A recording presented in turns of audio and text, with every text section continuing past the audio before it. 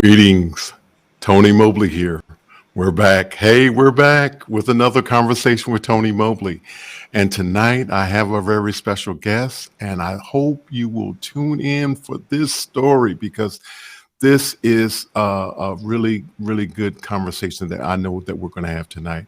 So tonight I'm having Mr. Dean Anthony, who is the stage director, educator, producer, creator of Recovering Artists Podcast.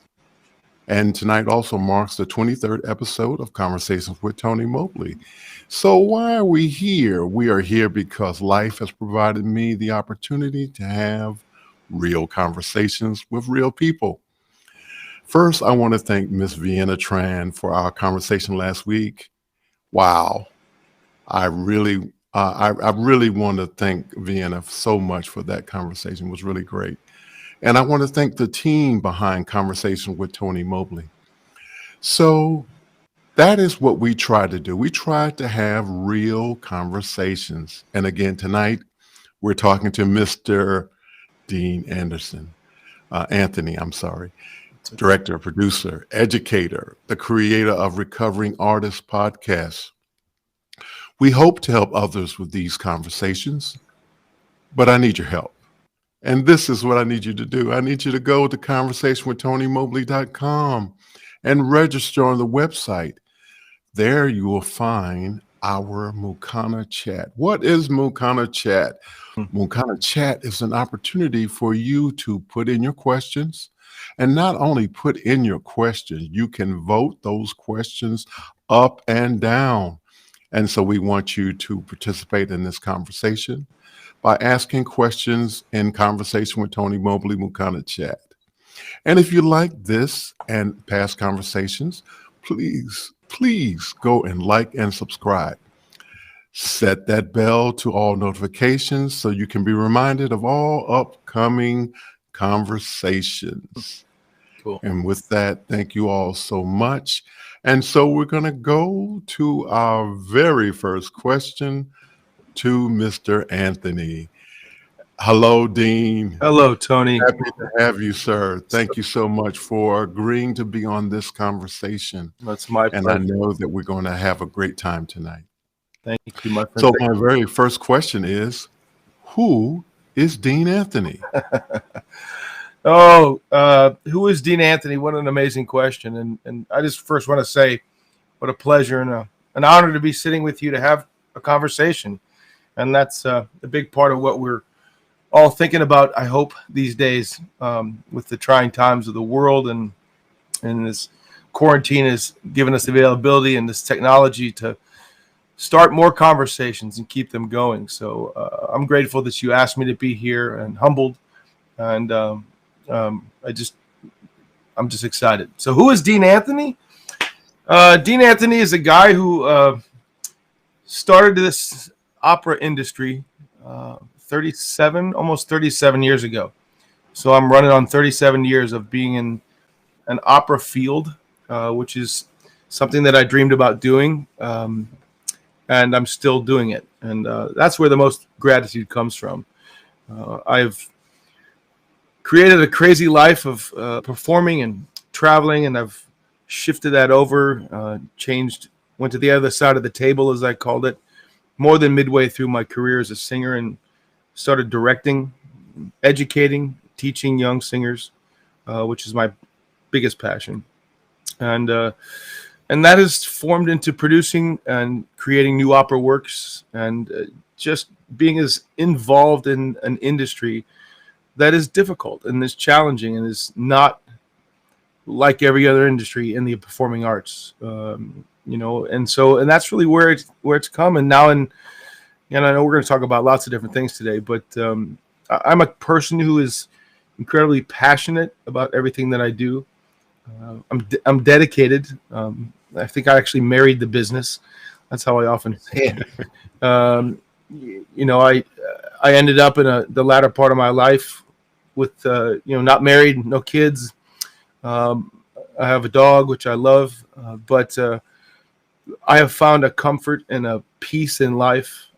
I've found a serenity, Tony, and that is a serenity that is an acceptance of of what came before, what's happening now, and the hope for the future.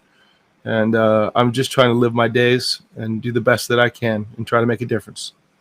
I'm just curious. I noticed that you said in the very beginning that you were passionate about it 37 years ago. So what were the things that sort of inspired you to want to get into opera that, at that point in time? Well, that's a great question, because most people don't come out of the womb wanting to be opera singers, and I certainly wasn't that person. So many of us are influenced by our parents as far as the music that we listen to, and my dad loved Herb Albert and the Tijuana Brass, and he loved big band music and those kinds of things. But I discovered very early that I could sing. And my parents, I went to church quite often and started singing and performing in church. So I discovered that I had a voice. And what I really discovered is that I liked to use that voice to express me, which I think is a big part of any form of performing. And so that's where it was cultivated. And then obviously high school, and I started doing theater and really getting passionate for the theater. And then in college, I went to college as a theater major, possibly musical theater, wasn't really sure. I was a pretty rambunctious performer back in the day. So, and then I just stumbled upon opera completely by accident. I'll be brief if you want. It's a great little story. Go ahead. Because it has a connection to where I'm at now. So I decided to go sing for this voice teacher at this school, even though I was a theater major, and I sang for the school of music, and the head of the voice department came over to me and he grabbed me by the shirt, and he dragged me down to his office and he said, "Who are you? Where are you from? Where did you learn how to sing like that? And why aren't you in my studio?" And I went, "But I don't know. I just didn't put it all together." And from then he said, "Well, I want to cultivate your talent." And he was the one that made the difference for me. That educator that says, "Okay, here's something that you have a gift, and I would like to help cultivate that." And so honestly, it was a really fascinating thing because I didn't know opera at all. And what he did was every lesson that I went into, he handed me an LP of a famous tenor, and he gave me a cassette tape. And he said, "I want you to go back to your room and I want you to tape this and come back and show me that you taped it. And then I'll give you another one. And then you can tape the other side." And so for a year plus, every lesson that I had, I got recordings of opera singers. And so I listened. I started to listen, and it started to be intriguing. So about 6 months after I first started singing, classically, I guess is what it would be, I was forced to do a competition. It's called the National Opera Nats. Anyway, it's a Nats vocal competition that I really didn't have any choice, but I had to go and do it. And I won the competition, which was surprising to me. And so I came back to my university, and they were all, giving me praise and things like that. But the president of the school asked me to sing for a 50th anniversary class that was coming back to celebrate their 50 years of graduating from a college. So these were really lovely people, and because I won that competition, I walked in and sang the two things that I knew. And it turned out that there were two people that were there for their 50th anniversary that had gone to that school, had graduated, and they happened to be on the board of directors at a music festival in North Carolina called the Brevard Music Center. And they went back after they heard me, told the gentleman who runs this, they ran it back then, and I got a phone call. He asked me to send him a tape. I sent him a tape, and I came to the Brevard Music Center in 1984, and actually was in the first opera I had ever seen. Was the first opera I ever did, and it was my first experience. And wow! And it changed my life. and I left that summer in 1984 and said, this is what I want to do. I want to be an opera guy. Fantastic. And ironically, now I run the opera company in Brevard Music Center that I first came to. So that's the connection that I have with Brevard Music Center and the Janiec Opera Company. So that's my fantastic story. Thank you, Dean, for that. And so the next question is, what lessons have you learned from your parents that you're using today? That is a tremendous question. And I'd love to hear what you feel about that as well after I say what I have to say. Honestly, I think the thing that I'm learning the most about the lessons that my parents have taught me, and my parents are both gone, and so for many years, the years that I've processed their passing, I tend to think about what I should have said to them before they left, or what I should have done, or what, instead of really living into what they had done for me. And I think the thing that hits me the most is service, especially my father. The idea of service. My father was the president and general director of the Humane Society of Missouri. He was I called him a used dog dealer, and he loved animals, and he was very, very active in teaching and in church. And so I always saw this part of it. And sometimes I wondered why he didn't give me as much attention as he would to the dogs or the other people at church. And now at my age and growing up and living in their passing and them not being here, the gratitude that I have for the service that they provided. And I look at what I'm doing in my life now, and that's all I want to do. That's all I want to do is to serve. And ironically, educating is a massive part of service, I think. And in my podcast, the same thing, or being with you tonight, and trying to make a difference. And the other thing from that comment that I just made is really the understanding of getting out of self. Getting out of self inside of that service, and that's the part that was so difficult for me for so many years. Being a performer, obviously the ego can become an issue at times, but that's what I learned from my parents: service, generosity, kindness, and compassion. My father was a very, very compassionate person. So very cool. I'd love to hear what that does for you as well. Well, it's interesting that you asked me. I was thinking about it as you mentioned it in the very beginning of your answer. And so as I reflect on it, I guess kind of what I'm doing right now is kind of what reminds me of my parents in terms of a lesson learned from them. So my father was a disabled veteran from World War II, and he worked most of my life, but his disability from service prevented him from working in the later years. And so my mother, interesting person who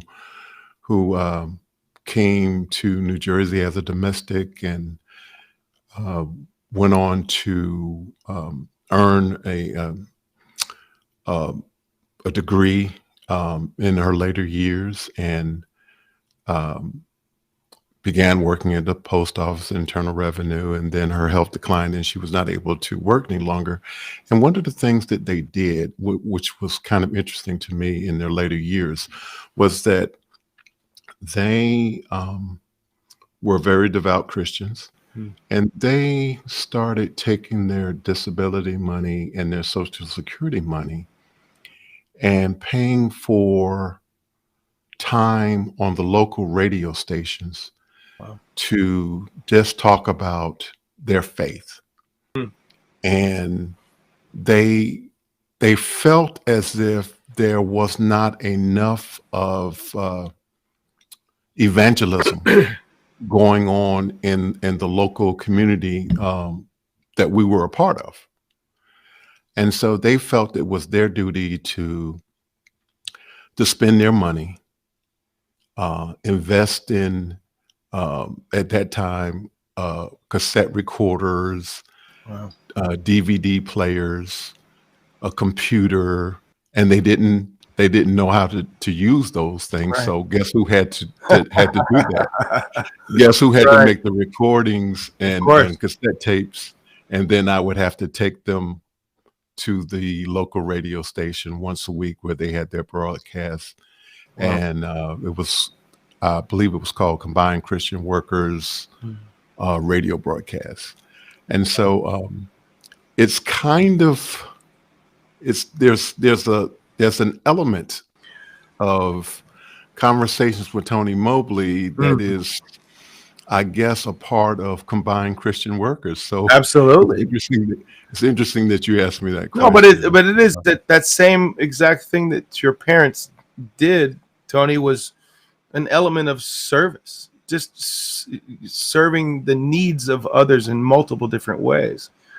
And when I was listening to you, my first instinct to come back to you was, I imagine they were also incredible listeners.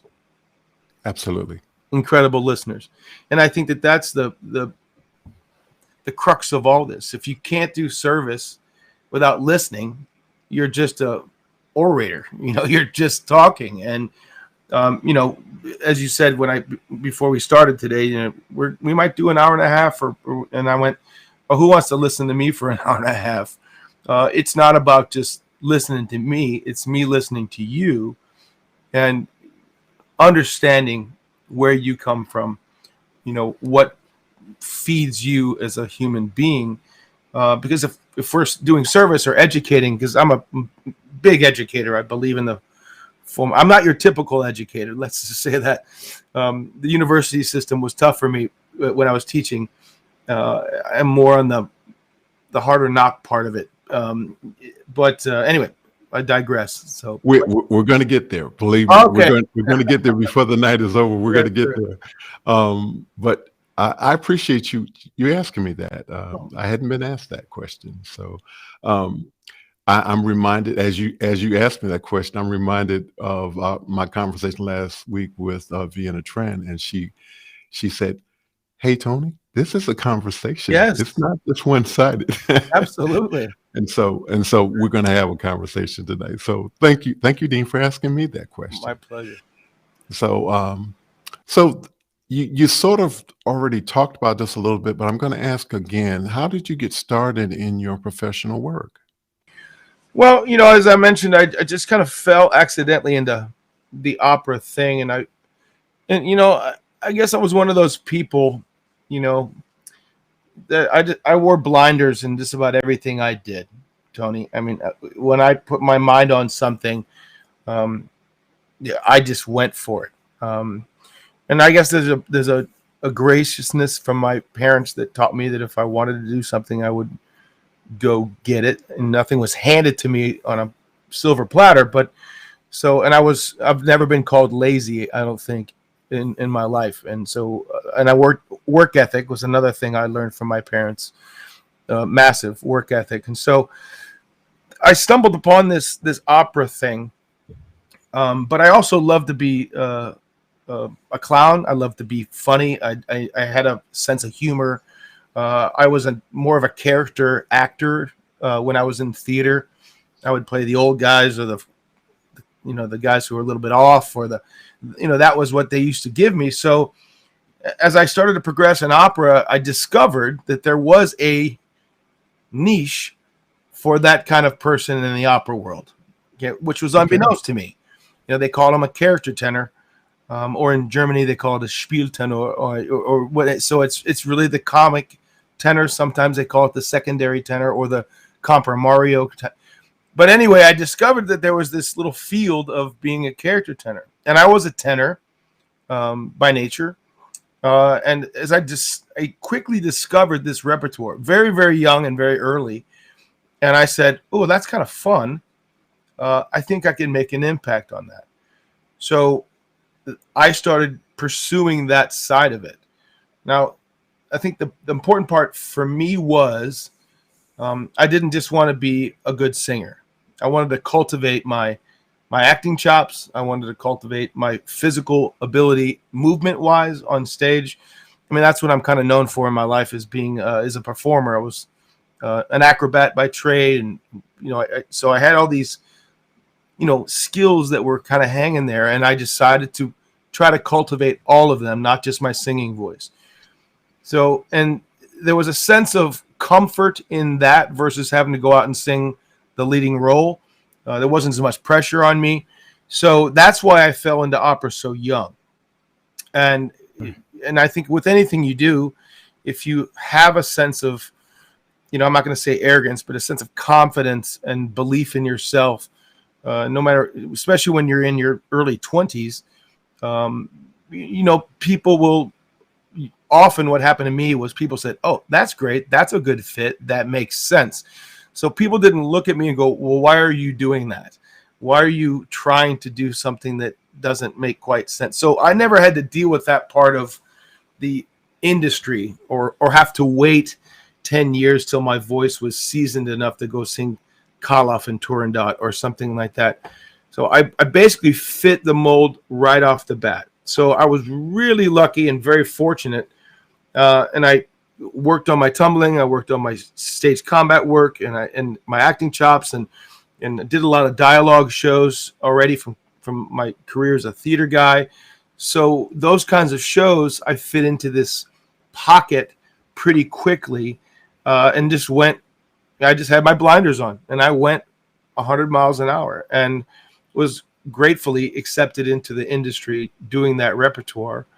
And no question, there were some kicks in the teeth, but it started off pretty quick, and and it started off a lot of work. I mean, the thing is that that type of repertoire doesn't make the money that somebody who's a famous person would. So I was kind of a workaholic when it came to opera. And we'll talk about that holic thing in a minute. But so that tendency for me, and so I worked a lot, and I would average truly, 10 to 12 productions a year in the opera world on the road. And they weren't all the famous opera. They were anywhere. It was, go to Cincinnati, go to Toledo, go to Charlotte, so I became a regional opera singer still in my 20s. Wow. And then that's how I started. And I just kept doing it. And I rarely ever said no. So I rarely ever said no. So very cool. We have a question from a gentleman I believe you know. His name is Triloc Lopez Waterman.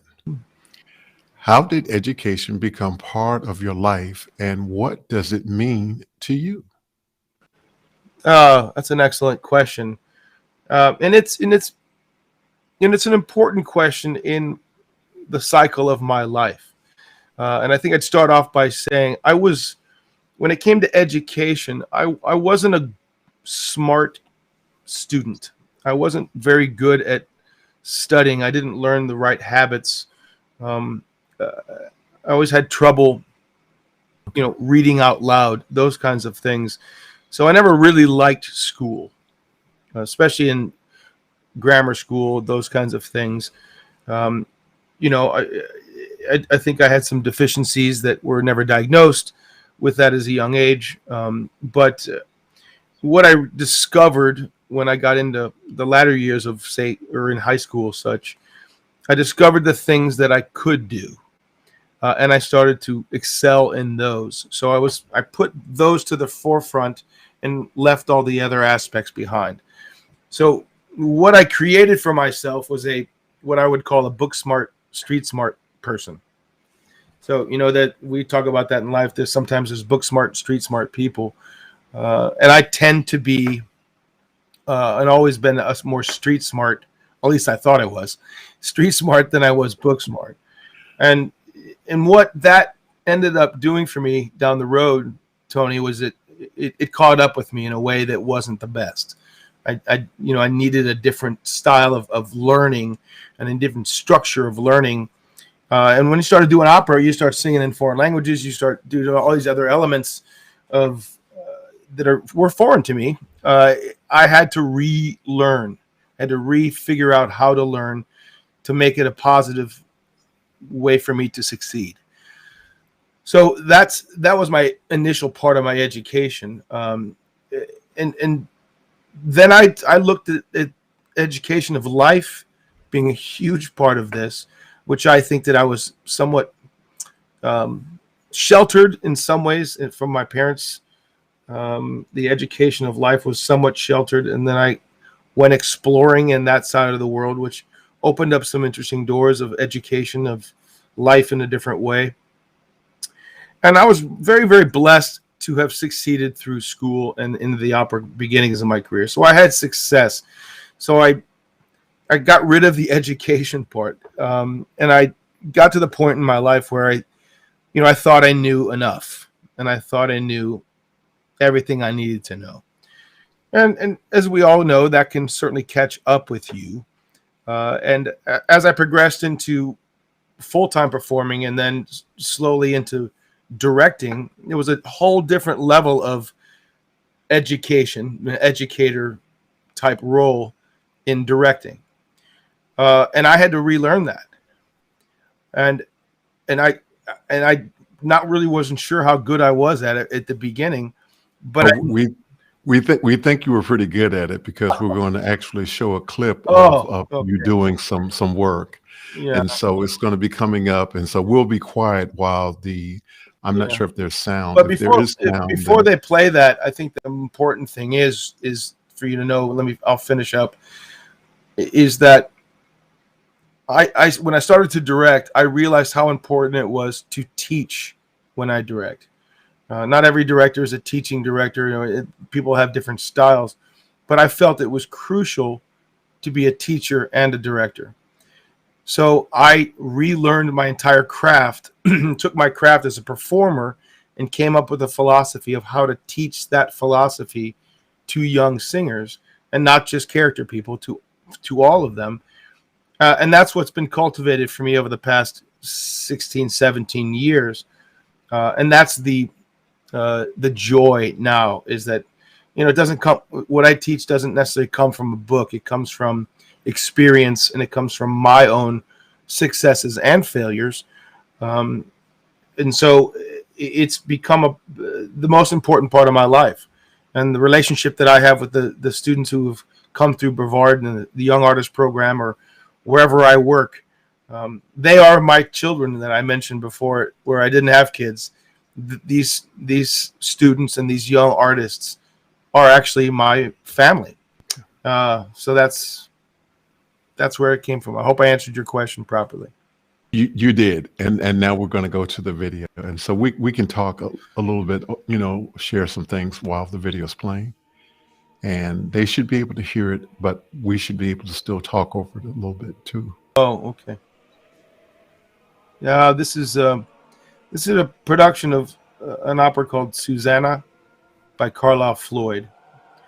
It's a very, very powerful opera. And the composer just passed away about a month ago, actually.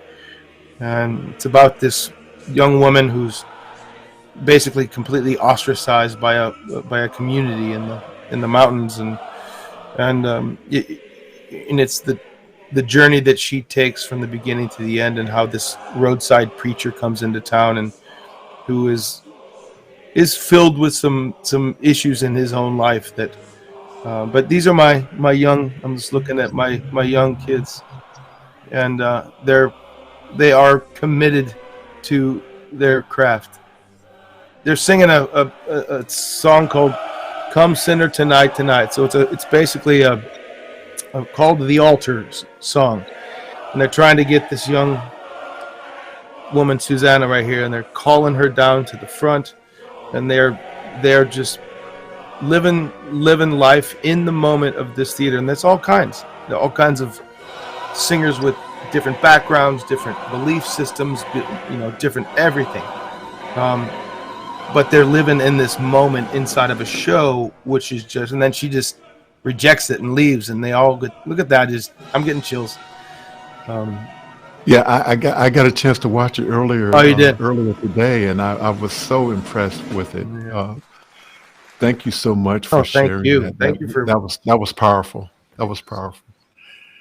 And we're going to go to our next question. And so this is this is something that we've all been dealing with. So how did COVID-19 impact your work? Um, Actually, it didn't at all. It was probably one of the most powerful periods of my life. I know you probably want to talk about some of it later, so I'll tap dance around that question, Tony. Um, it pretty quickly into it, and like so many others, I was on the road directing a show when the entire country shut down, and obviously the production shut down, and so I came back to where I reside in North Carolina in anticipation of still continuing in the summer of 2020, and then everything shut down, and we just, what do I do? Well, I mean, the first thing I did was contact all my former students, all the kids for the last 15 years who have been with me, and I started meeting with them twice a week on Zoom. And I wanted to be a part of their I wanted to be there for them. I wanted them to know that they weren't the only ones going through this, and that I'm there to listen. So I started doing service, Tony. That's what I did. I also created 2 different online. I reconfigured 2 operas that I had done before, and I reconfigured them to an online version. I created an opera 12 years ago or so. I can't remember how many years ago, maybe 8 years ago. It's called Speed Dating Tonight. It's an opera based on speed dating. And Wow. I came up with a conceptual aspect of it, and a composer named Michael Ching jumped on with me. He wrote it, and it's been very successful. It's a really interesting piece. I won't go into all the details, but it offers opportunities for multiple modular casting and different keys, and a program can, no matter how many students are in a program, everybody can get a part. And that show has had over 100 productions in the last 7 years or 8 years. So I actually reconfigured it, wrote it out and called it Zoom Speed Dating Tonight. So we actually filmed it with 37 of my former Brevard kids got on, and we created this whole show. We did the whole, and it looked like it was on Zoom, but it was pre-recorded, and we did I got editors, and we started like everybody else. And, that kicked it off for me, and I did that production. And then we started to send it out to schools, and a bunch of universities picked that up so that their kids who were in quarantine had something to do. I started doing a lot of master classes because a lot of teachers at universities were just perplexed. What do I do? How do I teach these kids? So they were seeking people like me who are in the industry that could do master classes, and I learned how to do it online, and I was able to do dramatic coachings online. So I started all that, and I was blessed. I mean, there were several opera companies that went ahead and paid us our fees, even though we didn't do them. So that was grateful for that, so that I had some form of income. But the Zoom Speed Dating Tonight and the 2 other productions, so then it just started to go that direction, and I was able to learn a lot, and I was able to stay proactive. So it was okay for me, and I was able to also become more involved in my industry. So Opera America, for example, and National Opera Association, they started doing many online Zooms and meetings, and discussing things and talking about how. So again, what we started, Tony, were conversations, and just like you're doing here. But we started these conversations so that we could all learn together, and we worked very hard at trying to set the students up for success and the young singers up for success, because it was just such a whole new world. Everything was online, and we're used to a live art form, and we made the best of it, and I was grateful that actually it was the first time in 26 or 27 years that I was home for more than 3 months at a time straight. So I got used to it too, and I didn't mind it. I liked being home, and I liked being alone, and I figured that out for myself. A lot of that has to do with a topic I know we'll talk about later, but I was fortunate. So the quarantine on that end was okay for me, and it was obviously very difficult to watch what this COVID has done to our country, to so many people, and the loss of was difficult, and I have such compassion for that, and there you go. Yeah, absolutely. I agree with you. So we're going to get to that subject that we had kind of been tapping around. So here we Sure. go. So please talk about your recovery. Sure. And, this is probably the most, well, I'm not going to say probably, it has become the most important thing in my life. And almost 2 years ago, I realized that I was in trouble, alcohol wise, and I needed help. And so I did. I walked into the program, and I started to change my life completely. It was an incredibly difficult time, and difficult for a good 5 years leading up to that.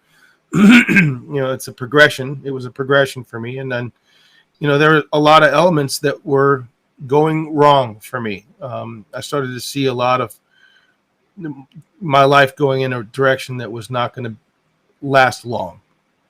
So I did, and I'll be completely candid and completely honest. The day after I decided to quit, I basically felt like I became an infant again. I felt like I was starting over in my entire life. And I also felt like I could never direct again. I couldn't be in my industry again. I felt lost. I felt, I was disappointed in myself. I was, so many elements of that come up very quickly when you start a path to recovery.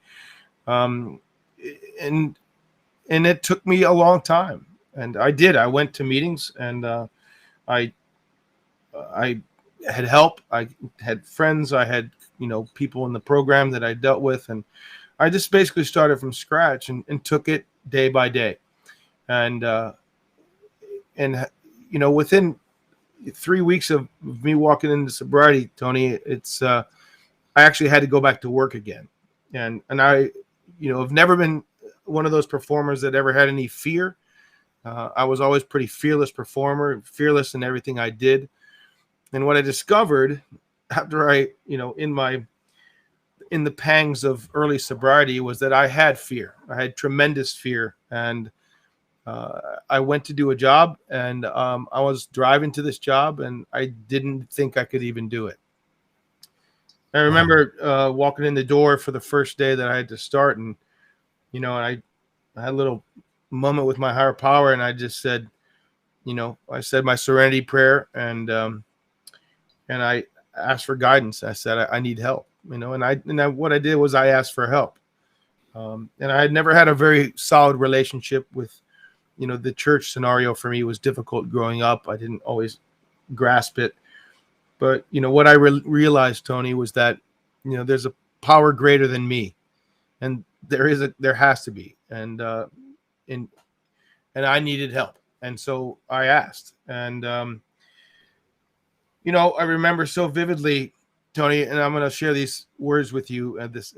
I had to speak to the cast for the first day, and I was petrified. I was absolutely petrified, which never had been petrified before.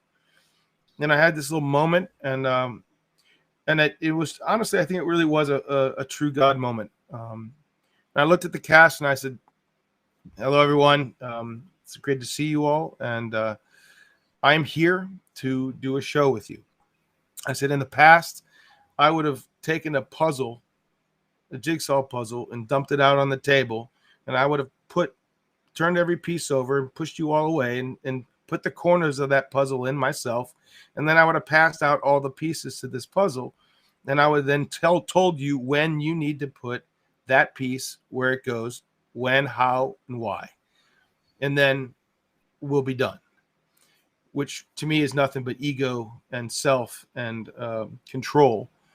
And I said, that would have been the way I would have worked in the past. And I said, but today I want to walk into the door with you, and I would like to dump a puzzle out on the table, and I'd like everybody to grab a piece, and I'd like us all to put the puzzle together.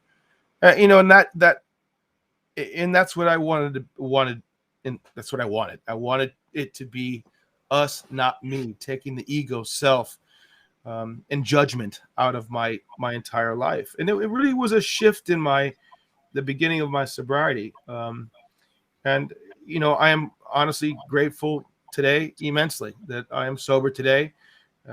It has been a journey, but COVID was difficult, but I started meetings online, and I started our local online meetings, and still doing them. And that's a part of the service that I also have grown so understanding about how it is to help others, and to be an example as best you can. So yeah, it's been a ride, and from that I felt like I needed some more service, so I started the Recovering Artist podcast, healing and recovery in the performing arts, and that's been a joy to do. Actually, I've been on hiatus for the last couple months because I had to go back out on the road and just direct 2 shows. But I'm about to start it back up again. But I hope that answers your question, but that's it.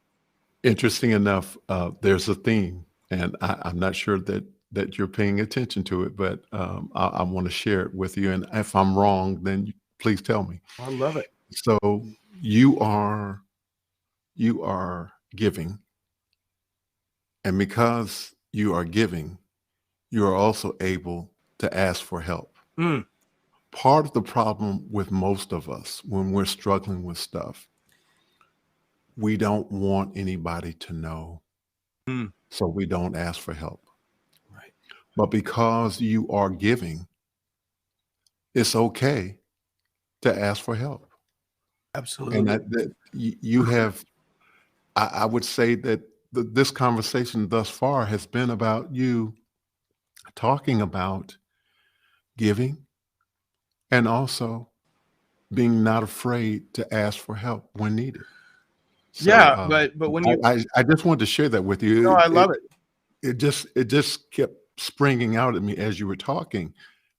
I'm taking a mental note on that, Tony, because you're absolutely right. And what happens to so many people, and I'll speak for myself, what happened to me was the idea of asking for help was a sign of weakness my entire life.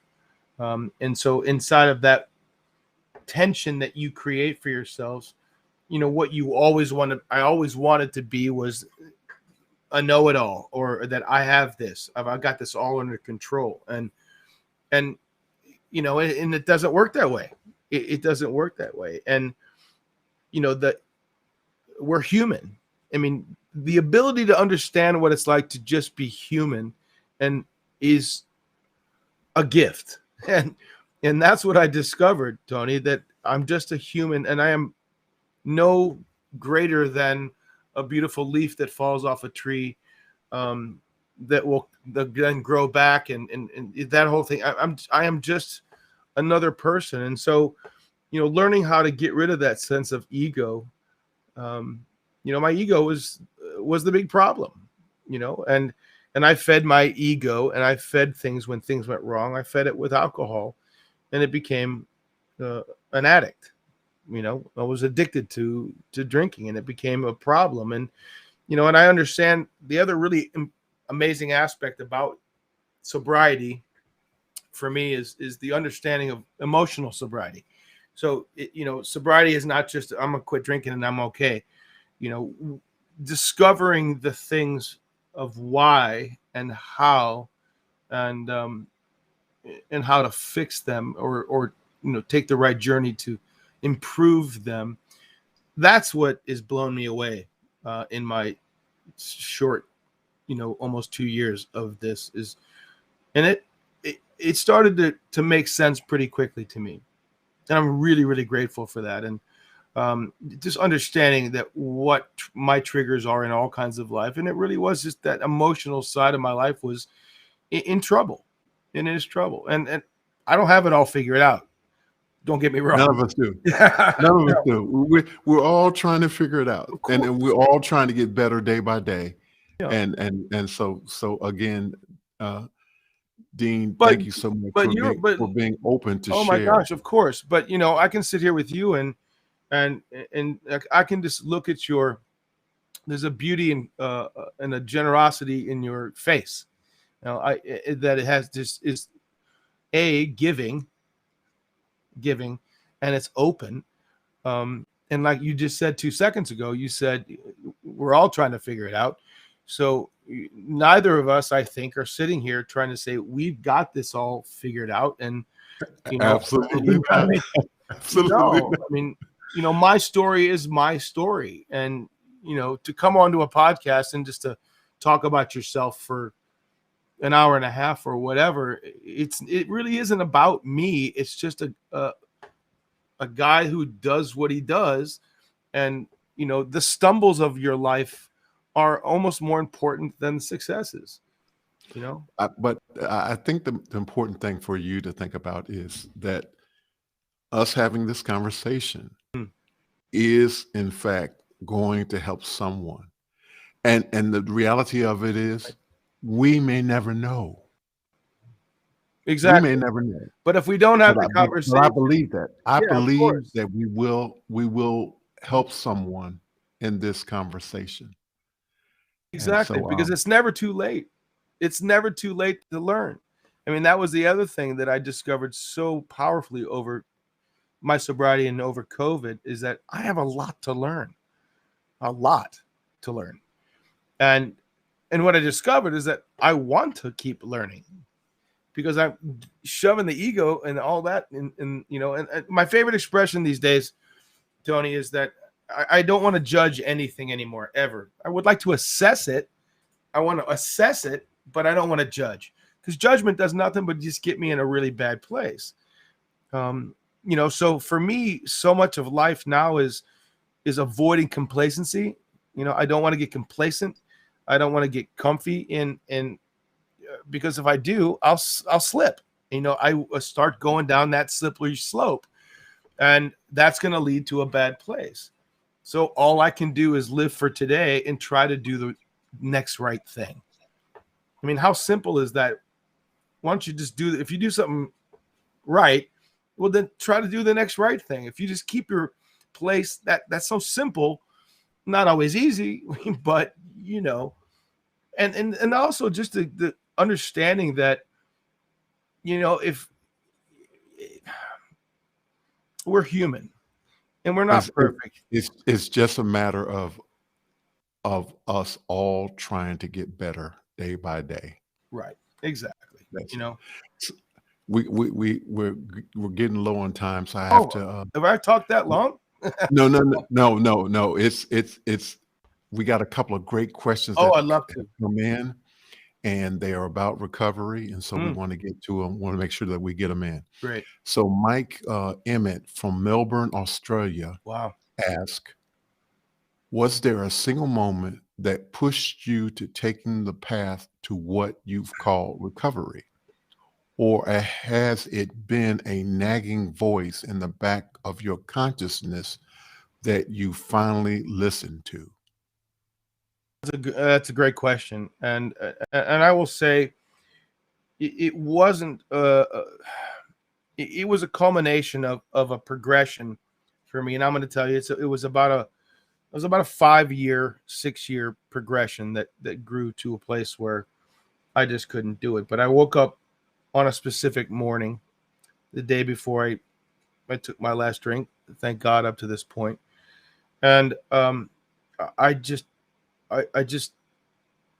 had to stop. I needed help. And I immediately reached out. I called my brother, who is a great human being. And by the way, there's a great podcast between my brother and I. My first podcast is my brother.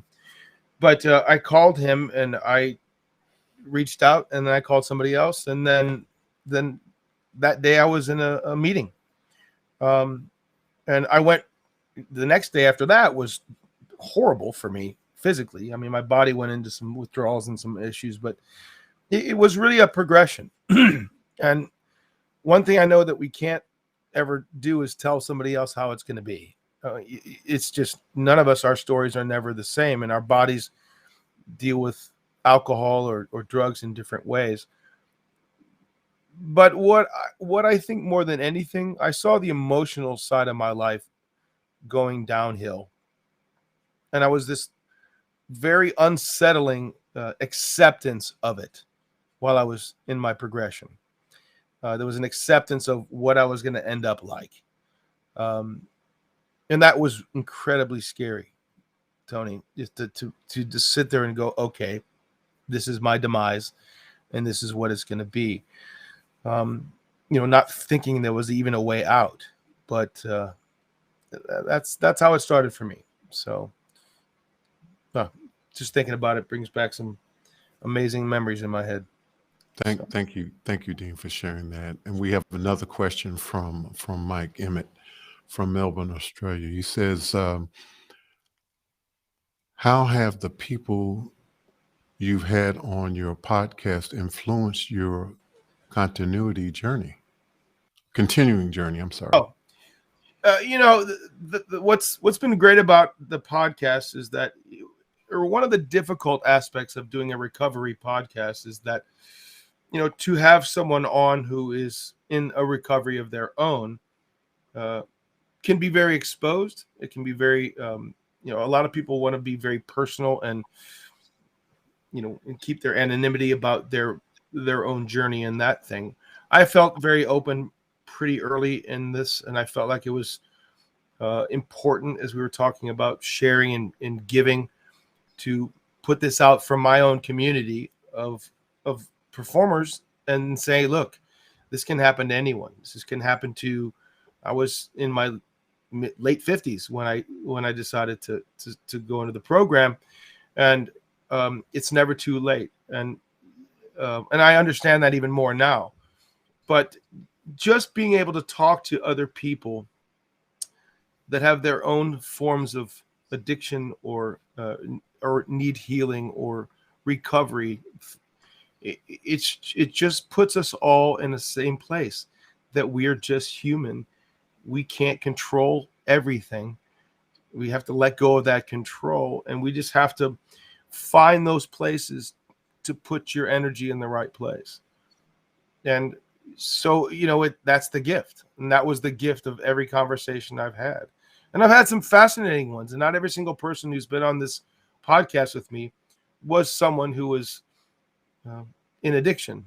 I've had counselors on there. I've had colleagues who have gone through the process with me and wanted to get their opinion and their feelings about what it's like. So it's really not meant for just an alcohol recovery. It's for recovering of any kind, which there's so many things that people need to heal and recover from. So it's been a gift, and I'm very excited to get back to it. And so I have someone lined up for my next podcast. So I think I have about 17 episodes on there. Before you get to those upcoming episodes, let me just share something with you. Yes. So I've been listening to your podcast.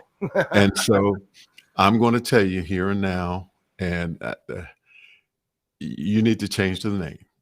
Oh, I do. Yes, you do. The reason you need to change the name is because they are not just podcasts for performing artists. All of us. Oh, I see what you're saying. All of us who are dealing with something can benefit from those conversations in your podcast. And so totally understand that. I'm kind of joking and teasing you, but at the same time, I'm very serious that I was very moved, and I shared with Talak last night that he's got to change the name because it's beyond just performing artists. So I just please put that in your note for tonight. I listened to it. I'll take that into total consideration. And when I first started it, Tony, it felt like I just wanted to reach out to, it's where I was when I started it, which was my first episode is the year anniversary of my first year of sobriety. So it was all new still to me. And I just kind of went with it and have just done it. And I haven't, it's just another conversation. That's really how I look at it. But I will take that into consideration, and I'll have to change the logo, Tony. I'm teasing. And could you mention, is it your nephew? Oh, yeah. I was really, really lucky and fortunate that my nephew, his name is Tyler Anthony, and he's in a band called Sirius Bright, Cereus Bright, Bright. And he's done some really amazing recordings over the years. The band isn't always the same together now. They shift and ebb and flow. But that's his band, and that's him singing on that recording. And I reached out to Tyler, but when I wanted to do this, and he sent me that recording of that tune, and I just listened to it once, and I went, okay, I'm done.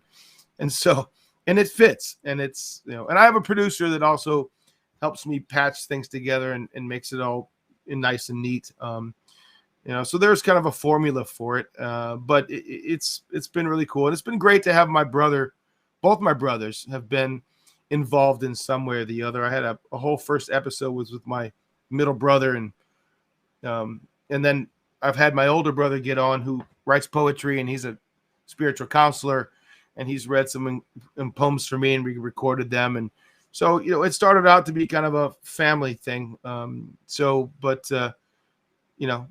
After sitting with you tonight, I know I need to get back at it. So thank you for that, if anything. So you're very welcome. You're very welcome. So we have another question from Mike Emmett from Melbourne, Australia. And he says, what does taking something out of your life that you depend on so subconsciously do to your self-belief? It's a great question.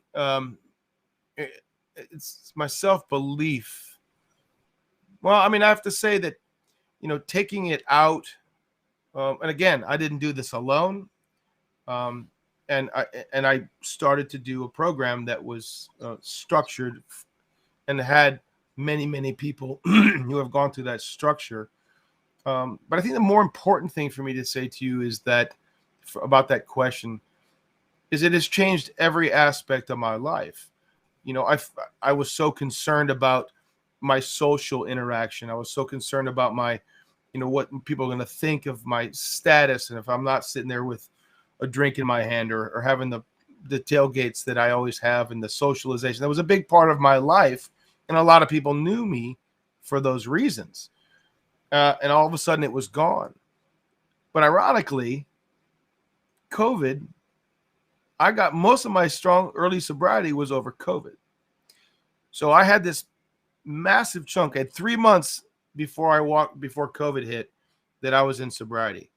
And a lot of people had a lot of difficulties staying sober during the quarantine, and I just put I put my blinders on, and I was in it, and for sobriety. And so I had this amazing time of what I call my sobriety sabbatical. It was a sabbatical for me, sabbatical from life, people. I was able to focus and concentrate on what I needed to do, and I put my sobriety first. And all the other pressures of life, well, look, the pressures are there if we allow ourselves to take them in. But I pushed them all away, and I focused on the task at hand, which was getting sober and reevaluating my life.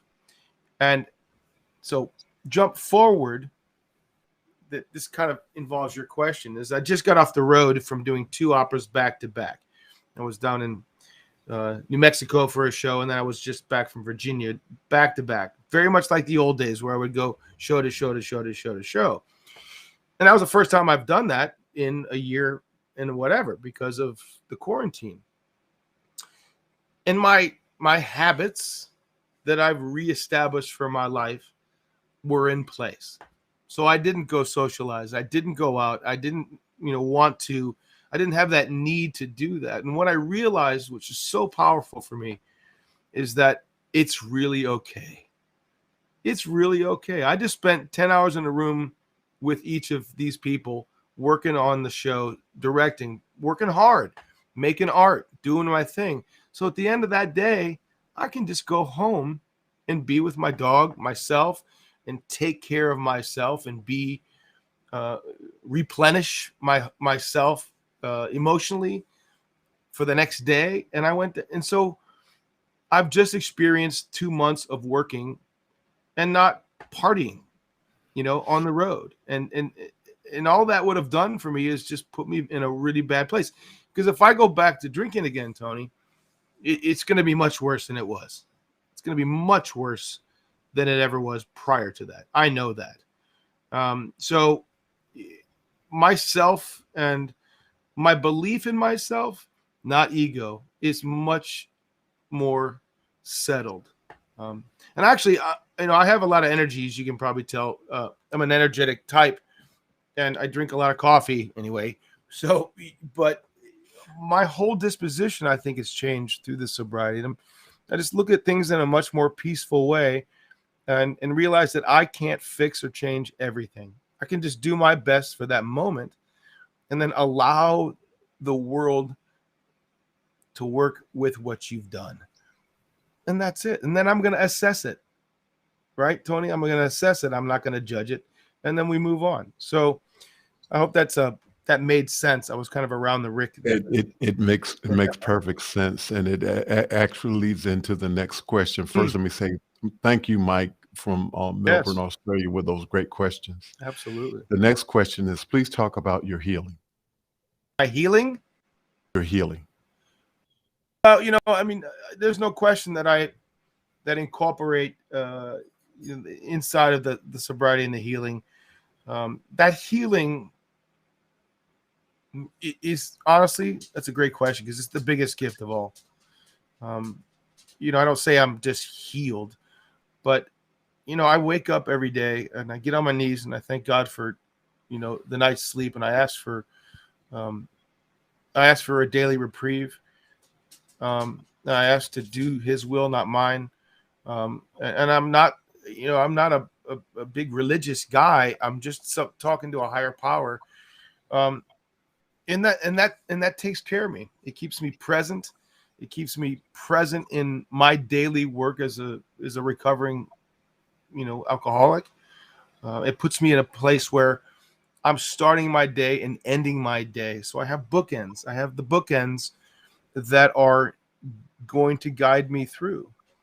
There are, obviously, we all have difficult times, but the healing, for example, I'm sure you've all heard the serenity prayer, but understanding what serenity is, and you ask most people what serenity is, and Tony, just tell me what you think serenity is.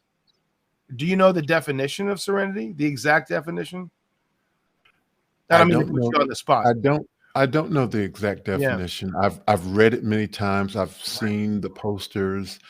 Right, but I mean, it's outside of the serenity prayer. But I'm saying the word serenity, for me in my head prior to all of this time, just was being serene, just being serene and feeling good. But the actual definition of serenity is the state of being peaceful, calm, and untroubled. And that third part of that, being untroubled, is the healing. So whoever asked that question, is the fact that I am not troubled is the greatest healing of all. But being peaceful and calm, you can't be untroubled if you're not peaceful and calm. So there's a sequence to all these events, and seeking that. And I don't have it figured out. Again, it's not some poof, it just happened overnight. I had to find my ways to do this, and I don't have it all figured out. And I'm not the perfect recovery guy. I still get hacked off at somebody who's cuts me off on the street, and I have to stop. But now I can take a pause. And a big part of my healing would be the fact that I now can pause. I can sit back and stop for a second and go, all right, let's process how important is this conflict, that all those things that the program has helped me learn. That's a big part of my healing. And I think the last thing I would say is that the big healing part for me was truly, truly understanding that every conflict that has ever happened in my life and every conflict that will happen in the future is the acceptance that I know that I had some part in it. If I can't accept that I had some part in that conflict, I mean, I may be a little bit fuzzy around the edges on that, but most conflicts that we have with someone, we had a part in that conflict. And I was never able to accept that in the past. I thought I was right at all times. And now I'm able to accept that I'm just another bozo on the bus. You know what I mean? That's all I am. So I hope that answered the question. If I could add one thing in everything that you said about serenity, being open to Sure. to receiving Right. all of that. That is so powerful that we get to a point where we're open to receive what the higher power has to give to us, and that when we get to that point where we're open to it, then we can actually receive it. I mean, because you can't even basically say those words unless you open your mind and open up enough to say, okay, I'm willing to even look at this. I mean, I'm willing to consider this. So absolutely, Tony, and being open is what, and 9 times out of 10, what is being open? It's listening. We're going backwards to that part of it. If you can't listen, you can't be open. And if you can't, so all the, and it may, this is the thing, and I don't need any feedback on this comment, but, so much of it in some ways has this rudimentary level to it. It seems so simplistic in so many ways, and it might to some, but you know what? That's what I am. When I really go back to all these questions you've asked me, taking me on this memory journey, Tony, through my life and what's happened to me and how it's ending up,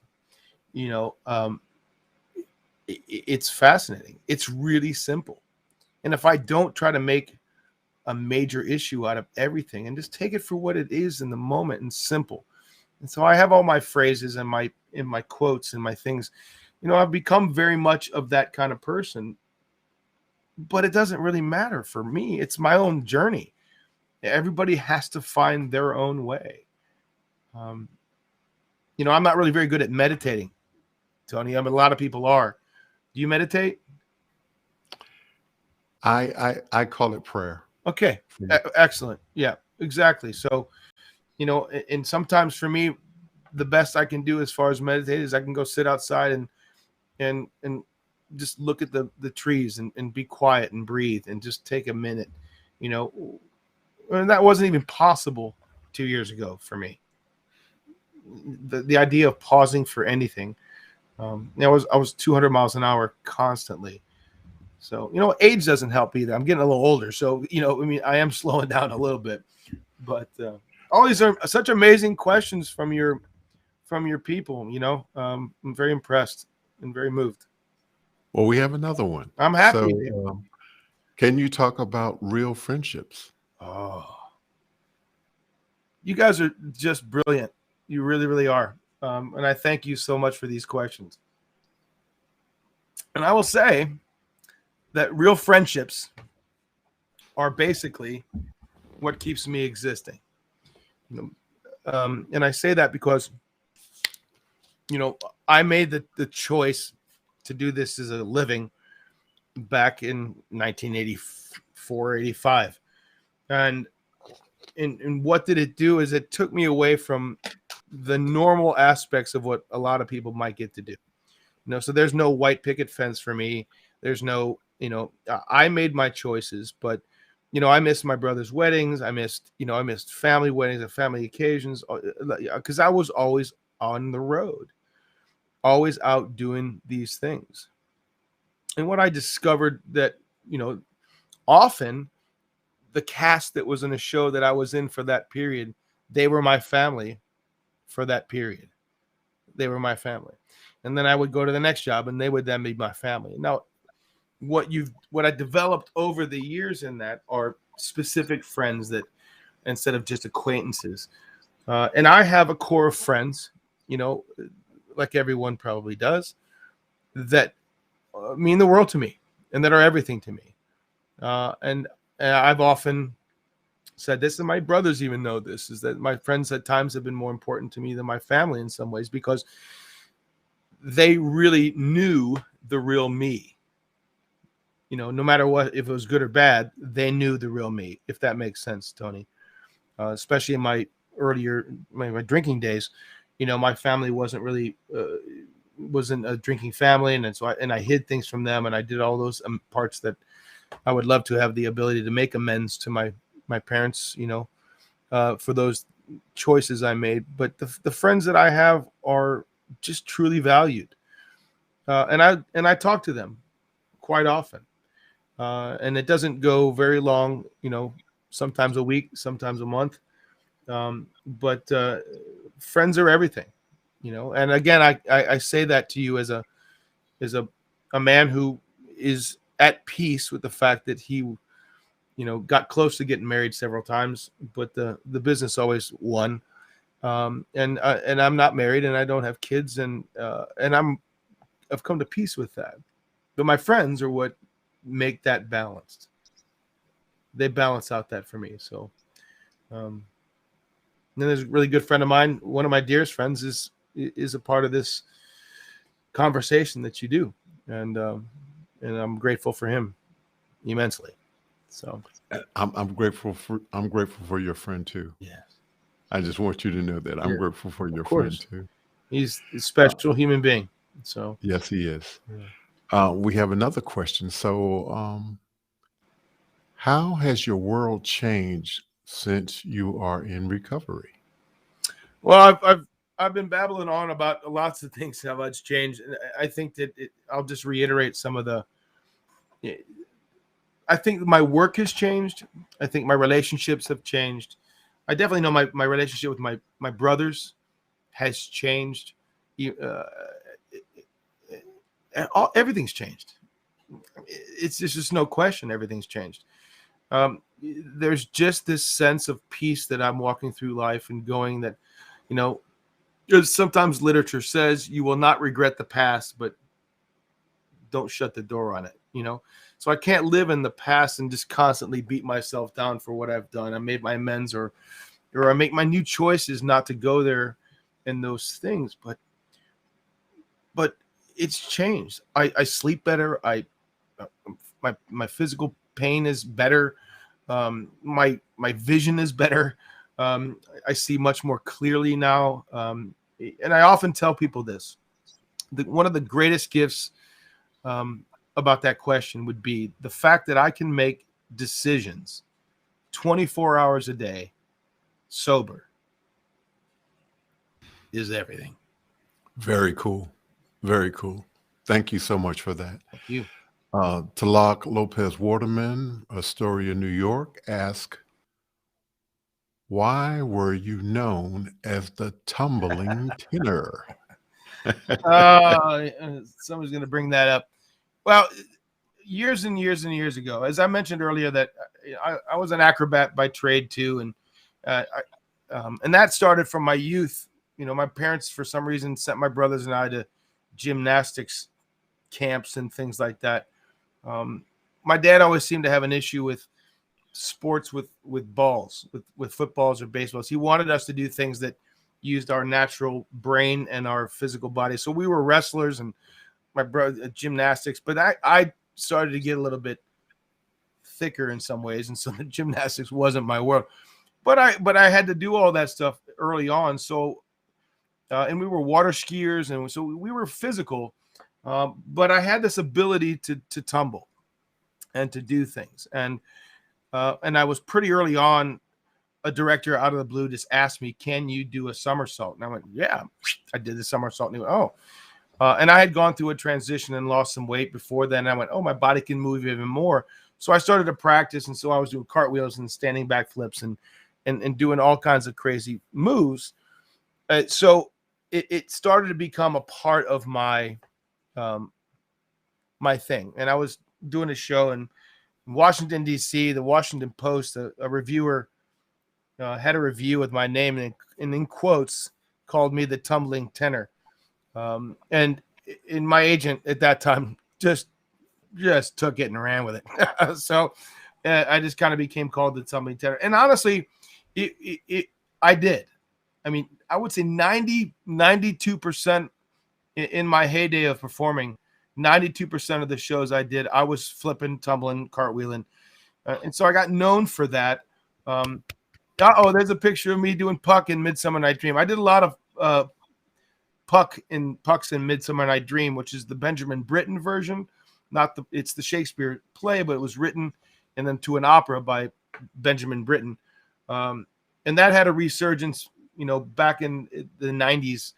And I did a ton of them. And I would fly and flip and hang on trees and do all kinds. So I was pretty crazy, and I had quite a few injuries from it that I'm paying for now in my late 50s, but it was all worth it. So that's how I got the name, the tumbling tenor. And no, I won't do a somersault for you, Tony. No, we're not going to ask you to do that Thank tonight.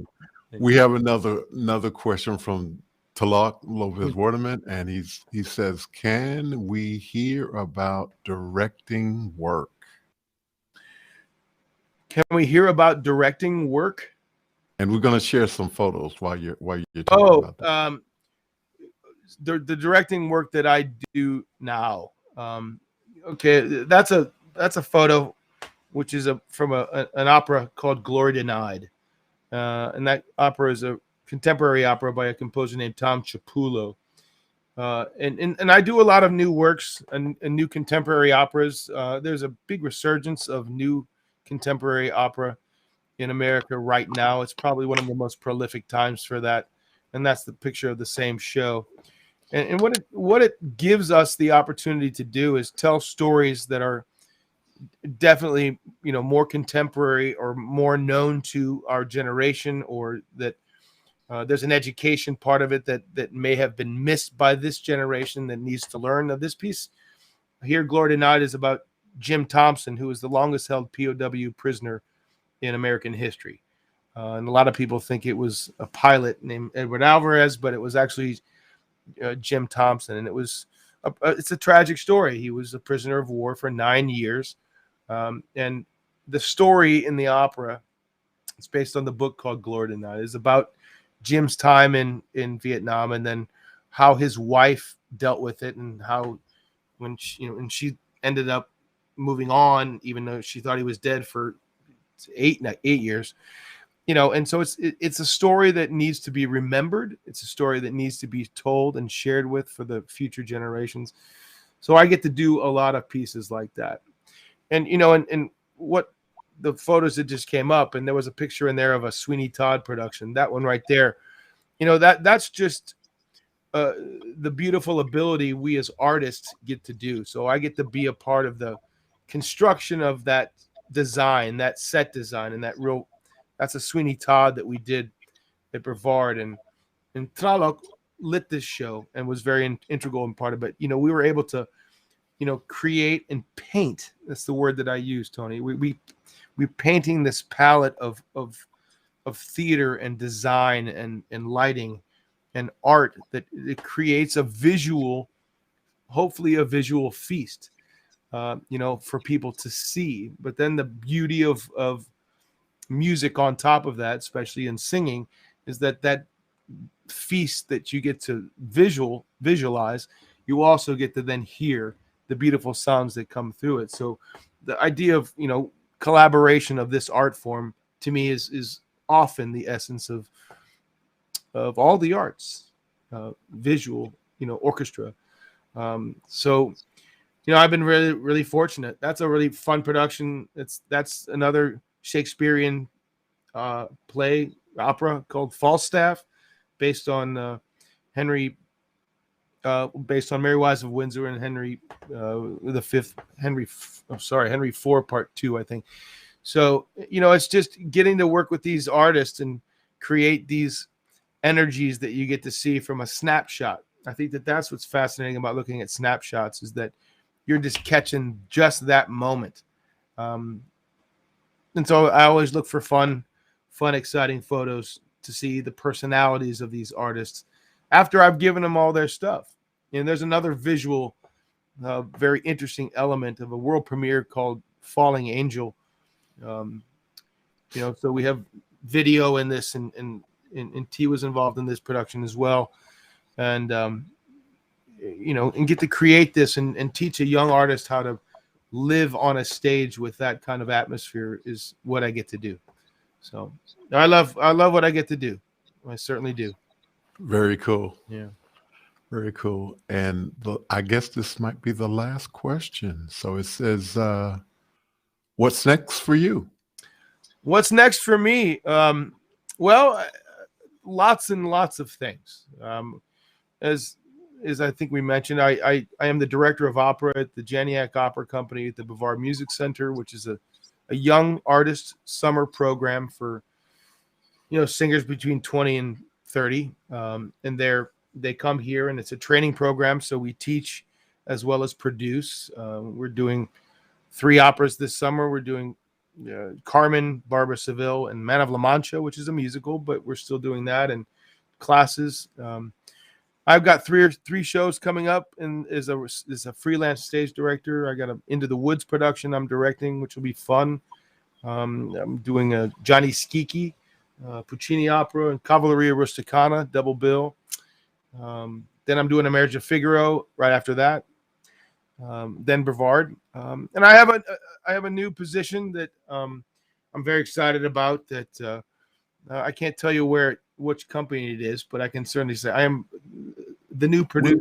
We'll check in with you later on. Yeah, but I'm the new producing director, and we'll make sure that it's when it's timely, it'll be posted on this conversation. Well, that's the very exciting thing for me, I will say, is this new position is, and I'm the producing director of an opera company. But I can still do. This is the beauty of where I get to be at my period in life in this career, and also I think sobriety has a tremendous amount to do with it. I am going to give it that. I'm going to be producing director, so I'm going to be casting and deciding on repertoire, directing as well. But I'm also still able to keep my summer opera company and freelance as well when I have time. So it's just a real gift to have as much work as I need. You know what I mean? At this time of my life, I'll be moving, in the fall, which will be different. And, and so that's kind of what it is. And honestly, what am I looking forward to in the future? Is I'm looking forward to waking up tomorrow and doing the next right thing. Simple as that. Very cool. Yeah. And I thought that was the last question, but we actually have about 3 more. And so we're running out of time. So I want to go ahead I'll stop being so long-winded. No, you are good. You are good. So Mike Emmett from Melbourne, Australia, again, he says, how important has talking openly about the recovery process been? Great question, Mike. It's crucial. A lot of people like to be anonymous about these things. I don't feel like I'm that special to not be open and willing to talk about it, because it goes back to the conversation that Tony and I were having earlier. If someone hears this and someone goes, oh, if he can do this and he can go through this, that he's a regular guy and he's had some issues. It's about helping others, and the only way to do that is to talk about it. So I have no inhibitions about it. I am grateful today, and I'm still in recovery. So thank you, Dean. Thanks for Thank you for being vulnerable and willing to share this. Really appreciate it. My pleasure. We have a couple of more questions. What are you most concerned about for the future? Oh, what am I most concerned about for the future? That's another 2-hour conversation, Tony. I'm worried about the virus. I'm worried about how it's going to keep affecting us in this world. I just had to direct 2 shows and be in the rehearsal process with vaccinated people, thank God. But I had to wear a mask while I'm directing it. And they had to wear masks while they were rehearsing it. They were only allowed to be unmasked when they were performing. I'm concerned about that because what it's losing is it's taking away the ability for us to fully communicate and see each other's expressions and get that communication level. It's just different from the eyes up. Sometimes you can't. So I'm concerned about that. I'm always concerned about the state of the world. That's it. The state of the world. I'm worried about the virus. I pray for peace and in the world and comfort. But I could go on and on about that. Yeah. So my last question actually was, you're speaking to the world. What do you want them to know? Oh my gosh. That's a really tough one because, if I'm trying to live out of self and ego, and I don't think I have that much that's that important to say. You know what I mean, Tony? Honestly, the element of kindness and generosity, not internet kindness and generosity, truth and love and honesty. I reiterate that, not Facebook truth and love. I mean, that kind of honesty is what I'm seeking in this world, and I want the people to do. I mean, it sounds trite to say, but the sense of peace. It'd be so incredible just to have true peace, and honestly, find out your true thankfulness in your life. Tomorrow's Thanksgiving. I encourage you to seek out that first question that you asked me, Tony. Seek out that question and really analyze and assess, what gifts you've been given, and then assess the difficulties you've been, and then so that you can find the balance, because you can't just, you can't live in a pendulum. The pendulum needs to keep swinging. So I wasn't very philosophical, my friend, but it's the best I got.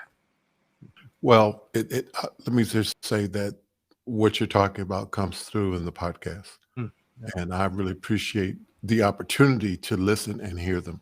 So thank you so much for sharing that. Thank you. Really appreciate it. I am, again, Dean, thank you so much for being here tonight. Oh my gosh, thank you, Tony. What a joy for me. This has been a powerful conversation. I really appreciate it. And I'm going to go ahead and speak thanks to all of those who have been supporting this conversation and the past 23 episodes that we have had. So I want to give special thanks to Kimberly Mobley, the Global Family and Friends, Alex Lindsay, Office Hour members, Cloud, Bedrock LLC, DVE Store, Liminal Entertainment Technologies, Byte Hive, Video360.com, ApprovedForLoan.com, Mr. Ken Jordan, Elms Park, Jonas Dattel, Aaron Huslich, Chirac Cheetah, David Brady, Marcus Lee Folk, Richard Lavery, Chris Fenwick, Manolo Lozanzo, Jeffrey Powers, and Talak Lopez Waterman. Conversations with Tony Mobley, producer. These are my last words to you, Dean, tonight. Thank you again, Dean, for being here. Thank you for doing the work. You can listen to the Recovering Artist Podcast, Healing and Recovering in the Performing Arts. And again, by the way, this podcast is for anyone. Thank you all so much for contributing, listening to Conversations with Tony Mobley. My featured guest next week will be Ms. Glenda McMillan, an advocate for child welfare. Please come and find out more about her. Thank you all so much. Good evening. Take care. And we will continue to have more interesting conversations with real people. Thank you so much. Take care. Good night. Thanks again, Dean. Thank you, Tony.